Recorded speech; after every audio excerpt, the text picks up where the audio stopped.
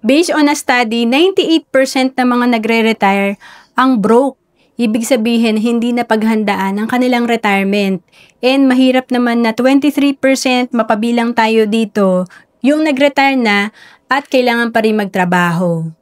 Kaya importante habang maaga, paghandaan na natin ang ating retirement. Dito makikita natin kung target natin makapag-ipon ng 5 million retirement fund at kung ito ay i-invest natin na kumikita ng 8% per year on the average, tignan natin magkano ba ang kailangan nating ipunin per month. Kapag may 30 years ka pa para makaipon, nasa 3,355 per month lang ang kailangan mong ipunin. Mas doable. Compare sa pag nag-delay ka, may 20 years ka na lang para mag-ipon, nasa 8,489 per month ang kailangan mong ipunin. Mas malaki na.